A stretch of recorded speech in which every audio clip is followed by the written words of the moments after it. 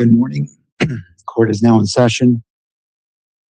Calling case number 251-403-576, State of Utah versus Tyler James Robinson. Counsel, please enter your appearances. Good morning, Judge. Chad Grunander, Ryan McBride, Jeff Gray, and Chris Ballard for the state. Good morning. Good morning, Your Honor. Kathy Nestor, Stacy Visser, Michael Burt here on behalf of Mr. Robinson. And if maybe we could just check and make sure he can hear us. Mr. Robinson, can you hear us? All right. Good morning to you all. All right. I apologize for the slight delay. There was a couple of last minute things I needed to do as it relates to this case. So I appreciate your patience. I know your time's important, and the court respects that. And before we begin, counsel for the state, could you provide a brief status update regarding discovery? Yes, Judge, I'll ask Ryan McBride to do that for the state. We just, I think it was just late last week, we provided 12 additional files. I think that's a duplicate share. That was reports from the ATF labs. That brings our total back up to approximately 100% of what we have has been shared. All right, thank you. All right, and anything, does the defense need the benefit of the record as it relates to that issue? No, Your Honor. All right. Turning to defense's motion for order to show cause. The parties submitted additional briefing on June 17th and June 18th, with the most recent filing being received at approximately 9:21 on June 18th. The court intends to consider all briefing and arguments submitted by the parties before rendering its decision in the interest of justice and to ensure the constitutional rights of all parties upheld. Because the most recent submissions were filed shortly before the anticipated ruling, the court requires additional time to complete its thorough review.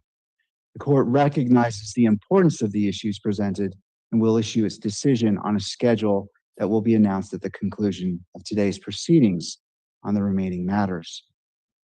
And those remaining matters are the defendant's motion in limine to preclude the utilization of Article 1, Section 12 of the Utah Constitution and Rule 1102 of the Utah Rules of Evidence to sanction the admissibility of hearsay evidence to establish probable cause at the preliminary hearing and defendant's application for certification for attendance of an out-of-state witness and state's motion to quash subpoenas. And so the court will issue its ruling first on its motion in limine. And I'll be reading from the order that I intend to upload on the docket later today.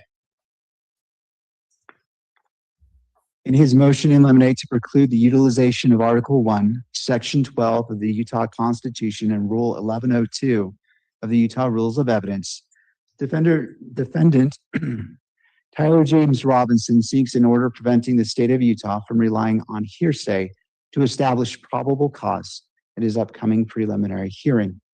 The motion was fully briefed. The court heard oral arguments on June 12, 2026.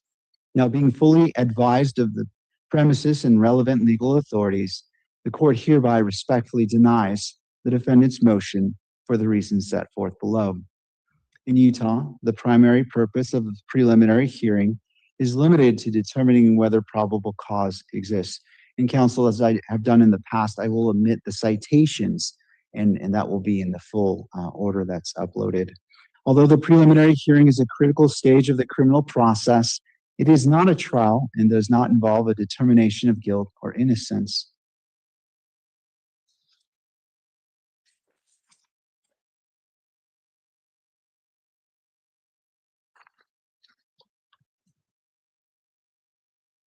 And let's see, I'm sorry, I lost my place.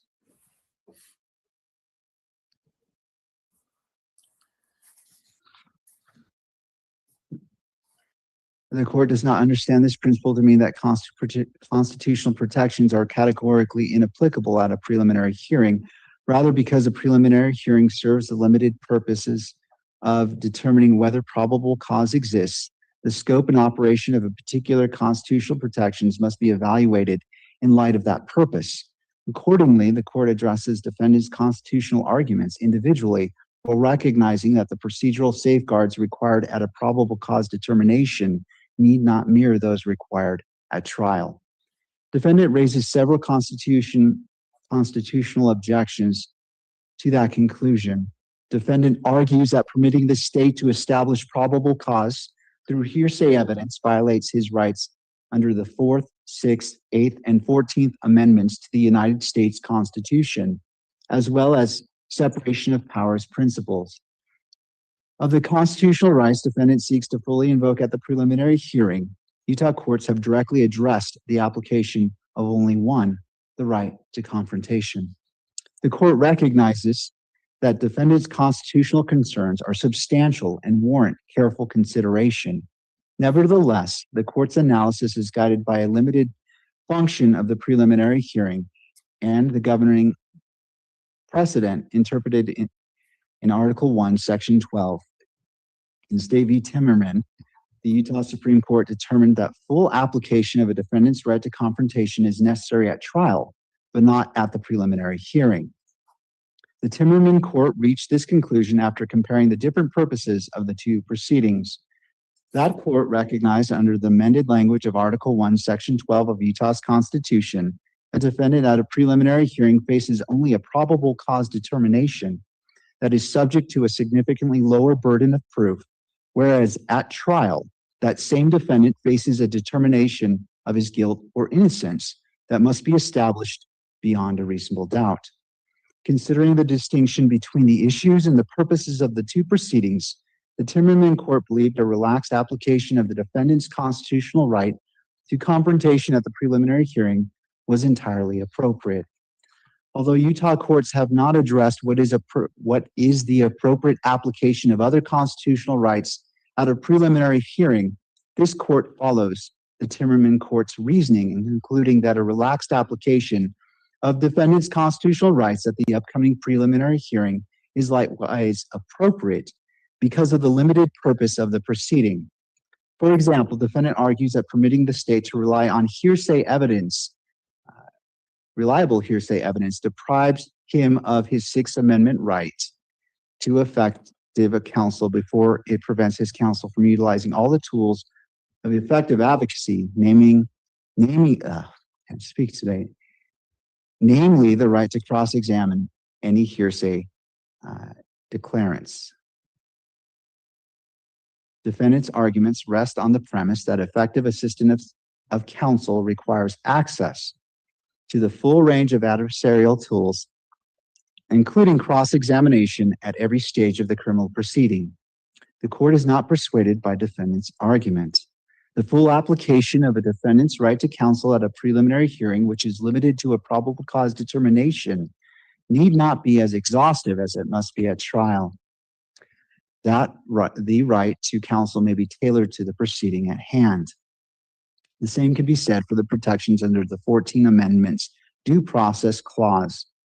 At minimum, due process requires notice and an opportunity to be heard in a meaningful manner. The specific procedures require, however, I note some things that minor issues I need to change, so I'm making those changes right now.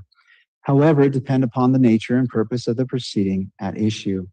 Because a preliminary hearing is limited to determining probable cause rather than guilt or innocence, due process does not necessarily require all the evidentiary safeguards applicable at trial. The court is likewise unpersuaded that the Eighth Amendment is implicated by the challenged procedures. The Eighth Amendment authorities cited by defendant concern the reliability required in the proceedings that determine guilt or authorize punishment, particularly capital punishment. A preliminary hearing performs neither function. It serves only to determine whether probable cause exists to believe the charged offenses were committed. Because defendant's guilt, innocence, and punishment are not at issue during the preliminary hearing, the court concludes the Eighth Amendment concerns identified by defendant are not implicated at this stage of the proceedings. As for the defendant's argument that Article 1, Section 12 of the Utah Constitution and Rule 1102 of the Utah Rules of Evidence create an unconstitutional mandatory presumption of reliability and results in inappropriate burden shifting, the court does not find this argument persuasive. The presumption of reliability is confined to the presumption that the hearsay evidence is admissible. That the presumption does not require the magistrate to find the evidence credible or that it supports a finding of probable cause. The magistrate still retains the ultimate decision-making authority on whether probable cause has been established. Admissibility and evidentiary weight remain distinct concepts. Although Article 1, Section 12, and Rule 1102 permit the admission of reliable hearsay, they do not require the magistrate to accept that evidence as credible or sufficient to establish probable cause. And as probable cause determination remains in the hands of a magistrate, a judicial officer, Article 1, Section 12, and Rule 1102 have not violated the separation of powers principles. Based off the foregoing analysis and findings, the court issues the following order.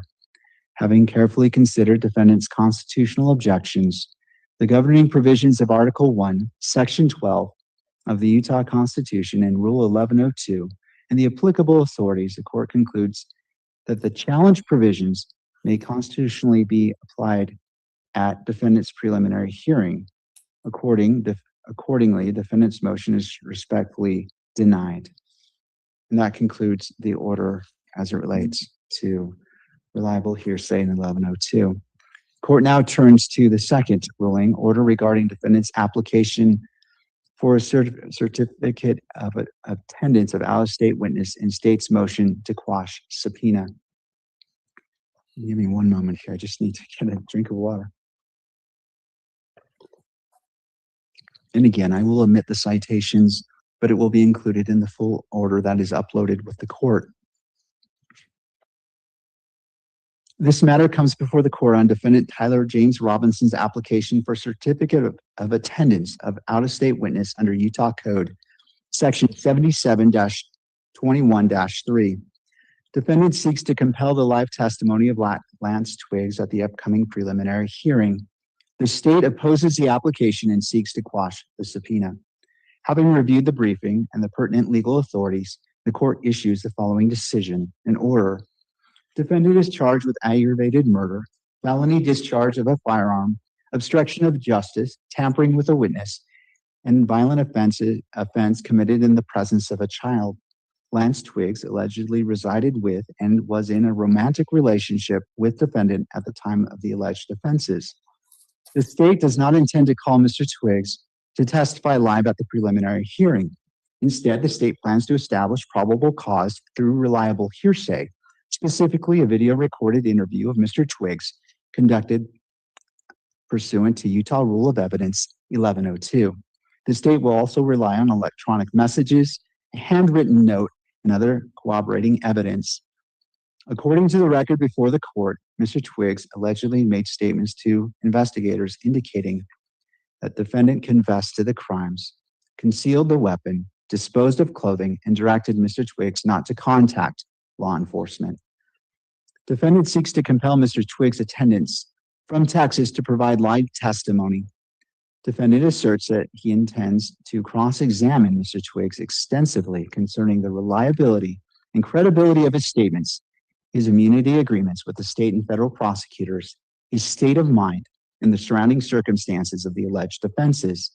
When Mr. Twiggs' counsel declined to accept service of a subpoena, defendant sought this court's intervention to certify the out-of-state subpoena. The preliminary hearing is a fundamental procedural right under Article 1, Section 13 of the Utah Constitution, but its purpose is strictly limited to determining whether probable cause exists to bind a defendant over for trial.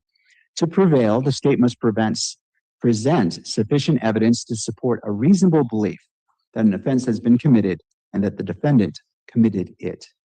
Under Rule 7B of the Utah Rules of Criminal Procedure, the probable cause determination may be based in whole or in part on reliable hearsay. While Rule 7BA states that a defendant may call witnesses and cross-examine adverse witnesses, The right to subpoena witnesses is not absolute. Under Rule 14A2, the court may quash or modify the subpoena if compliance would be unreasonable. The Utah Supreme Court has repeatedly emphasized that a preliminary hearing is not a trial on the merits, but a gateway to the finder of fact. Consequently, the magistrate's role is not to weigh credible but conflicting evidence, nor to eliminate alternative inferences favoring the defense. Such tasks are reserved for the jury at trial. A magistrate may only disregard evidence if it is wholly lacking and incapable of creating a reasonable inference. Recently, in State v. Lopez, the Utah Supreme Court clarified the intersection between a defendant's right to call witnesses at a preliminary hearing and the court's authority to quash subpoenas. The court held that a subpoena compelling an alleged victim to testify at a preliminary hearing is unreasonable and should be quashed unless defendant demonstrates the subpoena is necessary to present specific evidence that is reasonably likely to defeat the showing of probable cause. Defendant argues that he has a constitutional right to compulsory process under the Sixth Amendment in Article 1, Section 12 of the Utah Constitution, as well as a right to call witnesses under Rule 7b. Defendant contends that Mr. Twiggs is central, highly material witness whose testimony touches on nearly every charge and enhancement. Defense counsel argues that Lopez was specifically tailored to protect the constitutional rights of victims pursuant to the Victims' Rights Amendment. And because Mr. Twiggs is not a victim, Lopez does not directly apply. Defendant asserts that he must be permitted to test Mr. Twiggs' credibility, the circumstances of his immunity, and the reliability of his statement through live cross-examination. The state opposes the certification and moves to quash the subpoena. The state argues that the preliminary hearing are no longer discovery devices, having been strictly limited to probable cause determinations. Furthermore, the state argues that the Utah Constitution expressly permits the use of reliable hearsay at preliminary hearings, a practice which would be eviscerated if defendants could routinely subpoena the hearsay defendants. The state relies on State v. Schmidt and State v. Robinson to assert that credibility weighing at this stage is extremely limited, rendering defendant's stated goal of testing credibility immaterial to the probable cause analysis. Thus, the state argues the subpoena is unreasonable under Rule 14A2. The court expresses no opinion regarding whether the state ultimately will establish probable cause. The court addresses only whether the subpoena should be enforced based upon the party's current proffers. The proffered evidence, including statements that the defendant confessed to shooting, hid a rifle, changed clothing, and directed Twiggs to withhold information, is directly material to the elements of aggravated murder, obstruction of justice, and witness tampering. If this evidence is presented at the hearing and evaluated under the governing preliminary hearing standard, which requires the court to view it in the light most favorable to the prosecution as required by State v. Schmidt, it would constitute evidence from which a magistrate could find probable cause if credited under the standards governing preliminary hearings. A central dispute is whether the standard established in State v. Lopez applies to Mr. Twiggs, who is a non-victim witness. Defendant correctly argues that Lopez arose in the context of a subpoena directed to an alleged victim and that the Utah Supreme Court's analysis was informed in part by the protections afforded under the Utah Victims' Rights Amendment. The court agrees that Lopez cannot be read without attention to that context. Victim status mattered in Lopez because the subpoena imposed burdens upon persons whom Utah law independently protects from unnecessary harassment, delay, and re-traumatization. Although Lopez arose in the context of a victim subpoena, its discussion of Rule 14A2 provides guidance concerning how courts evaluate reasonableness in light of the limited purpose of a preliminary hearing. The court need not decide whether Lopez's precise holdings extend to all non-victim witnesses. Even assuming it does not, the same Rule 14 reasonableness considerations identified in Lopez support denial of the requested certification under the circumstances presented here. The Lopez court emphasized several principles that are not dependent upon victim status. 1, a preliminary hearing is not a discovery device. 2, the Utah Constitution permits the state to establish probable cause through reliable hearsay. And 3, the magistrate's role is limited to determining whether probable cause exists, not to resolve ordinary credibility disputes or weighing competing evidence. Those structural principles apply regardless of whether the subpoenaed witness is a victim, an eyewitness, a cooperating witness, or other hearsay declarant. Accordingly, the court relies primarily on Rule 14A2 in the limited purpose of a preliminary hearing. The court references Lopez only because of its discussion of reasonableness informs that analysis. Whether Lopez formally governs subpoenas directed to non-victim witnesses need not be resolved to decide the present motion. The court's ruling does not depend upon extending Lopez beyond its facts. Rather, Lopez is persuasive authority regarding the application of Rule 14A2's reasonableness requirement, while the court's holding rests independently upon Rule 14A2, Rule 7B, and the limited functions of a preliminary hearing. The court also considers defendants' constitutional arguments.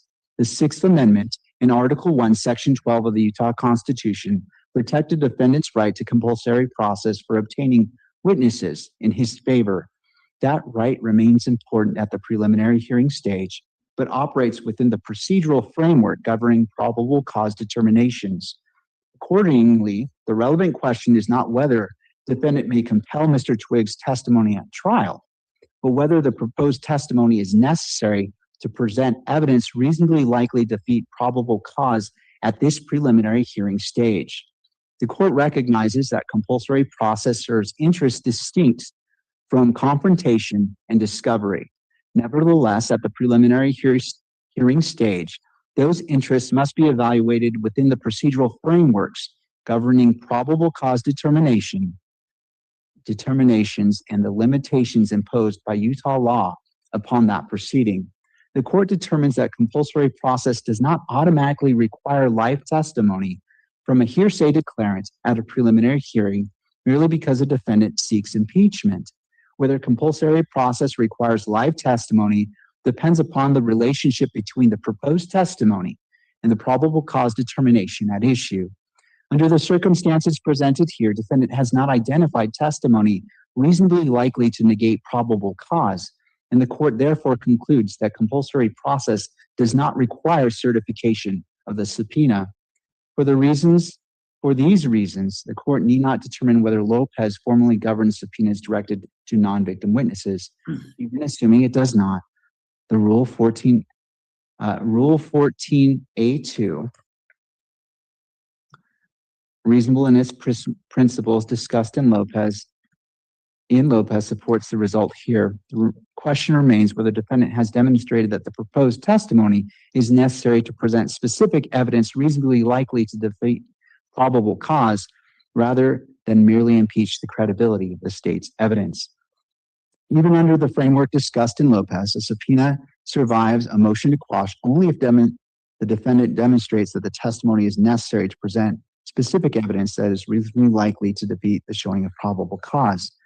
Defendant asserts he wishes to cross-examine Mr. Twiggs on his reliability, credibility, immunity, state of mind, and the surrounding circumstances. Under Utah law, this does not establish a basis to require live testimony at a preliminary hearing. As established in State v. Ramirez and State v. Schmidt, a magistrate may not weigh credibility, but conflicting evidence, even if the defendant's cross-examination successfully exposes inconsistencies in Mr. Twiggs' statements or highlights his motives to lie. Due to his immunity agreements, the magistrate is required to draw all reasonable inferences in favor of the state. Evidence demonstrating bias, motive, immunity benefits, or inconsistent statements may be highly relevant at trial and may provide fertile grounds for cross-examination before the ultimate trier of fact. The court does not minimize the significance of immunity agreements as potential sources of bias. Rather, under the governing preliminary hearing standard, such evidence affects the probable cause determination only if it eliminates the reasonable inference arising from the state's proffered evidence. However, under the limited function of a preliminary hearing, such evidence defeats probable cause only if it would render the state's evidence incapable of supporting a reasonable inference that the defendant committed the charged offenses. Absent such a showing, the court may not resolve competing credibility determinations or weigh conflicting inferences against the state. Even assuming defendant successfully elicited the anticipated impeachment evidence regarding bias, immunity, motive, or inconsistent statements, the court cannot conclude on the present record that the state's proffer would become wholly lacking or incapable of supporting a reasonable inference of probable cause under the standards governing preliminary hearings. The court recognizes impeachment evidence may, in an appropriate case, undermine probable cause where it demonstrates the state's evidence is so unreliable, internally inconsistent, or otherwise deficient that no reasonable inference supporting probable cause remains.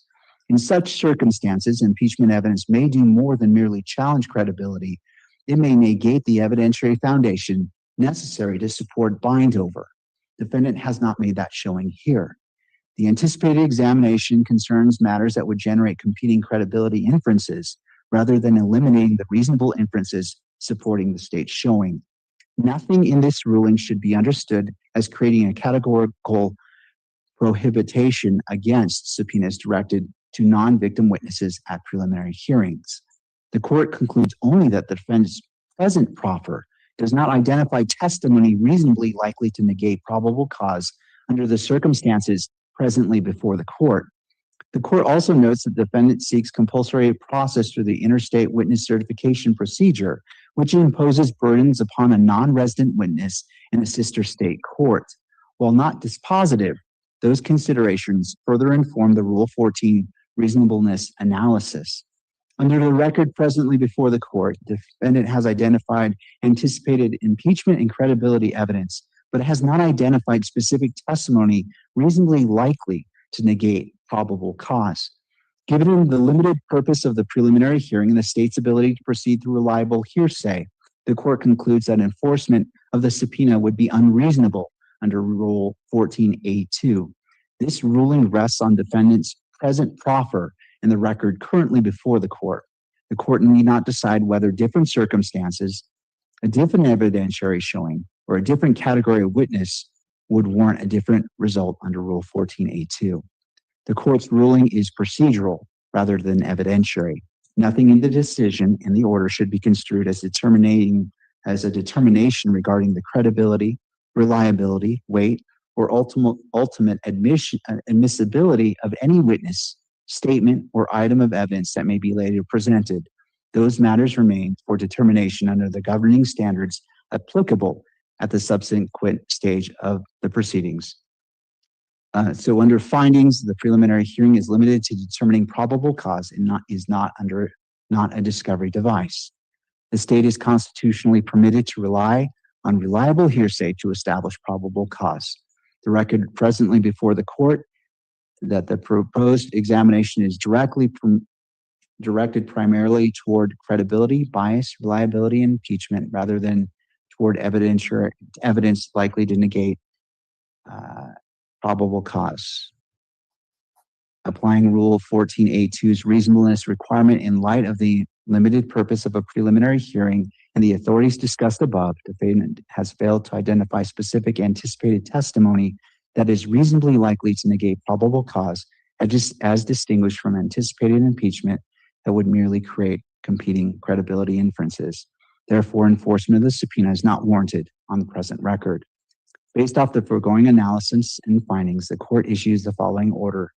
It is hereby ordered that the defendant's application for certificate of attendance of out-of-state witness is respectfully denied, and the state's motion to quash the subpoena is granted. It is further ordered that this denial is without prejudice and subject to renewal, because probable cause determinations necessarily depend upon evidence actually presented. This denial is without prejudice. If the state's presentation materially differs from the proffer presented before the court, or if defendant can identify specific testimony reasonably likely to negate probable cause, defendant may renew the request. And that is the order of the court. And again, the court anticipates filing that at both these today. And the filed order will be the controlling order in both of those issues. Now I understand that there is another outstanding motion that was filed around the same time. I believe it was Thursday evening regarding the EMC electronic media in the courtroom. Does the parties anticipate when briefing will be completed? Anticipates relying on its previous arguments with respect to the media's presence and the openness of this proceeding. Again, we encourage an open and transparent process that the citizens can follow, and so they can trust the process. So we do not anticipate filing a written response to that, and we'll rely on our prior arguments and submit it to the court. All right. And does the defense want to be heard on that issue? Your Honor, we filed our objection yesterday, so that is before the court. All right. Well, what I hope to do is issue a ruling on that, as well as the order to show cause issue. And again, the parties, and namely the defendant, is entitled to that ruling before the hearing in order to properly prepare. And the court respects the time necessary to prepare from both sides and wishes to issue a timely order. Let's see if we can find a hearing date between now and the prelim. And again, in regards to the order to show cause, just to help give some guidance, the court prioritized the motions that would affect the preliminary hearing. Not to say that the order to show cause isn't important, but that does not weigh upon issues that could result in delay of the preliminary hearing. So I just wanted to offer that background in regards to the delay of that ruling. All right. Let's see, today is the 22nd, and how quickly this month is passing. Let's see.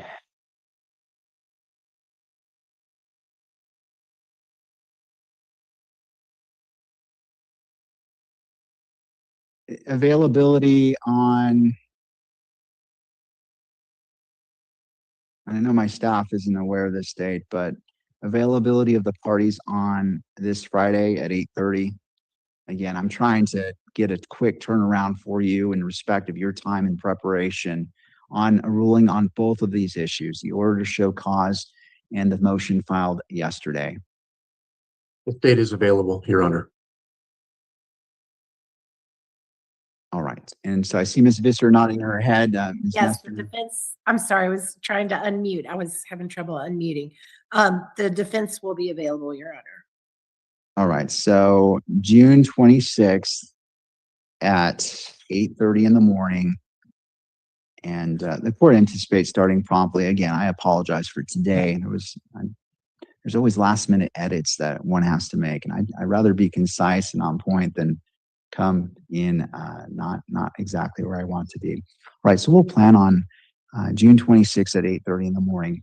And that leaves one last issue, and the court wants to put all parties on notice and and because this preliminary hearing will be open to the public, that the court is not allowing any electronics into the courtroom, not laptops, electronic devices, electronic watches, electronic or Google glasses or Android glasses, or however they want to be determined.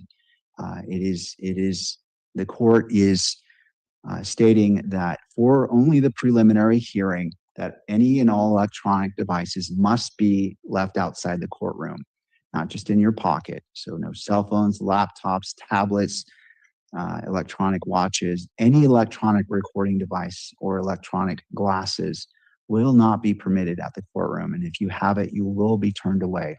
And the reason for that is the court wishes to uphold the dignity and the civility and uphold the constitutional rights of all parties in this courtroom.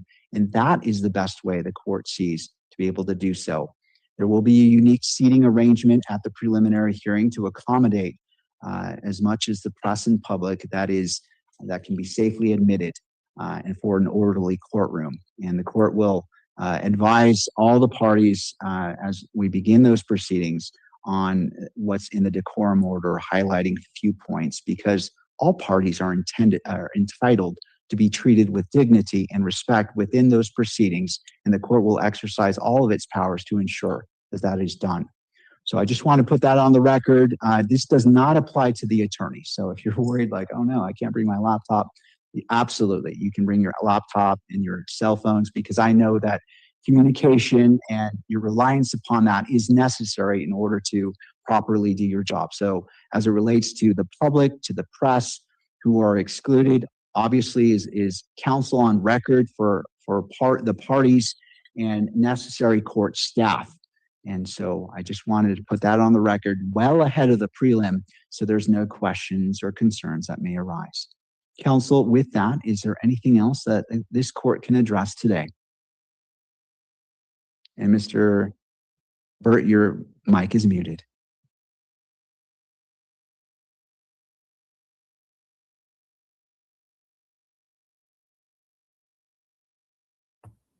All right, give it a try. How's that? That's perfect. I do that once a day, so I know how that feels. Michael Bird for Mr. Robinson. Judge, in light of the court's rulings today, I do have one logistical issue I'd like to raise with the court, if I might.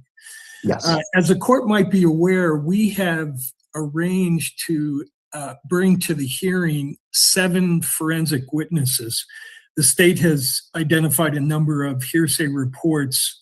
I think they're exhibits 30 through 34 that they intend to introduce. And we in turn have arranged with the federal authorities to fly out from the East Coast, 6 of those forensic examiners. And then we have a 7th examiner who resides in state. And in light of the court's ruling, I'm wondering if the court, and no, the state has been kept abreast of our attempts to subpoena these people. No objection to that testimony has been lodged so far by the state, but in light of the court's rulings today, I anticipate that there will be objections to the admissibility of those 7 forensic experts. And what I think would be in the interest of everybody, including the court's schedule, is if we could resolve the issue of whether those witnesses are going to be permitted either before the preliminary hearing or at the very latest after the state presents its prima facie case, because we will have those people ready to fly out. And if we can get a ruling from the court before that actually happens, we could perhaps shorten the hearing considerably and also alleviate the expense and inconvenience of flying 6 people from the East Coast. I have not had time to discuss this with the state, and I know the state had not heard the court's ruling until this morning. But in light of that ruling, I'm wondering whether the court could take up either on Friday or at some date before the preliminary hearing any objections the state might have to calling those 7 forensic experts. All right. I appreciate you bringing that up, and to all parties, anything that we can bring up prior to the prelim serves us well in regards to time management. Turning to the state. Judge, we're 2 weeks out today from the preliminary hearing. Obviously, I haven't consulted with co-counsel on this, but I think we could have any objections that we may file. We haven't discussed this, but we could have those filed by Friday. If not, maybe Thursday. I'm not sure what the defense would do with respect to responding, but I think we could hear this prior to the preliminary hearing. All right. Well, and I realize the position of both parties. I realize Mr. Burt need to wait till the ruling of the court, and I realize and I understand the state's response. Let's see what we can do to address that Friday. If briefing is completed, or if the defense needs time to respond to the state's briefing whenever that comes in, the court will be sympathetic to that. It will adjust accordingly. So tentatively, we'll plan on addressing that on the 26th at 8:30. But again, I respect and I want the parties to be able to fully respond. So we'll adjust to ensure that both sides have an equal opportunity to respond to this request, and the court will take it up and address it before the preliminary hearing as soon as you can. And the court will be flexible. If it can't be heard Friday, the court will find time to hear it the following week, well before the preliminary hearing, because I understand and I respect that you need time to prepare and make best use of your time in order to do your duty and uphold the constitutional rights of all parties. So that's the best answer I can give. Mr. Burt, any thoughts? No, Your Honor, thank you for that accommodation. I appreciate that. All right. Any final matters before we conclude today? No, Your Honor, not from the defense. Up in the state. All right. Thank you to all parties, and we'll see you on and just to clarify, on WebEx and for Mr. Robinson to defense, what's your request as it relates to him? Same, Your Honor. If he could just be listening with no video, that would be great. Thank you. All right. We'll go ahead and put that into place. Thank you to all your time for your time, and I wish you a good rest of your day. Court is now in recess.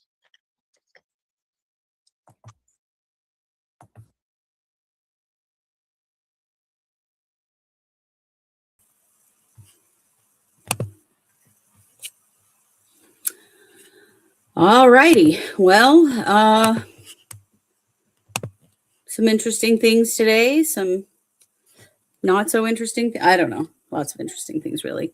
So the court, first of all, they were supposed to be ruling on whether or not there was going to be sanctions on the non-dissemination order regarding the prosecution's communications with the press. He needs more time. So he didn't rule on that today, which I think everyone was annoyed by. I'm sure all sides were annoyed by that.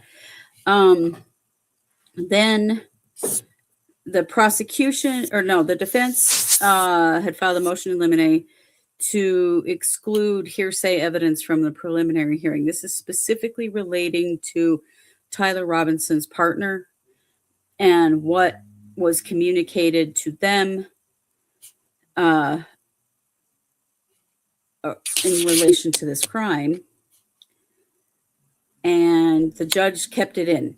I know that, preliminary hearings are not the same as trials, and so the rules are not exactly the same, but I still find it rather disappointing because the other thing that that the judge did, is that he quashed the subpoena for the partner, which I know their name, but I'm not going to use it. This is a trans person whose safety is at risk, and I'm just not going to do that. But I will say that the defense wanted to subpoena this person to be able to impeach their statements made to the police and being used in the preliminary hearing. The judge quashed that subpoena. So they won't be able to address him. Them.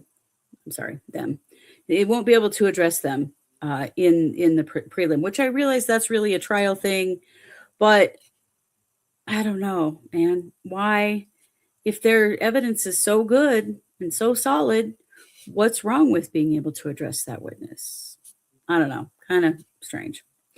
So the judge ruled against the defense in both of those motions. One of the things the judge did say, and I know you all in the chat are finding this as odd as I am, no electronics are allowed in the court for spectators, basically. Not even media are allowed to have their phones or their laptops or anything. It is really strange because this is being live streamed. This is wide open with cameras. So I don't know really what the point of keeping electronics out is. Like Jamie says, our bailiffs usually watch the gallery and stop any electronic use. Right. I mean, that's kind of a known thing, although a lot of times reporters are doing like a live update blog type thing on their websites and on Twitter, and they won't be able to do any of those things because electronics are not even allowed in the room for spectators. Kind of weird. I don't know what it I don't really know what the point of that is, honestly. If there are cameras in the room, what's the point? But anyway, it sounds like there are some other things that were just filed in relation to particular witnesses in the preliminary hearing. And there's going to be another ruling hearing on Friday this week. So June 26th at 8:30 a.m. And we'll be streaming that. Thank you very much to Bethy, who pointed out that this was on hold this morning, awaiting the beginning of this hearing. I appreciated that a lot because I did not get this particular one on my schedule. So I jumped right on it so we could watch it together. So that's what's going on. We're just marching toward the July 6th preliminary hearing. It is expected to last 5 days. In the meantime, the defense has escalated their case for excluding cameras from the preliminary hearing to the Supreme Court in Utah. So I don't know when that's going to be ruled on yet, but that is something we're also watching for to see if they overturn Judge Graff's ruling on cameras in the courtroom. I kind of think it's unlikely, but I do think that the defense is working very hard for their client right now, and that is certainly their job. Some things still really puzzle me about this case. I'm not 100% sure by any means. I know many of you are not either. So we will continue to follow this, and we'll be here live on Friday, June 26th at 8:30 a.m. for the next ruling hearing. I know they're trying to get a lot of these rulings in before the prelim, so we may see several more of these. All righty. Well, thank you so much for joining me. I'm Christy with True Crime Squad Trials.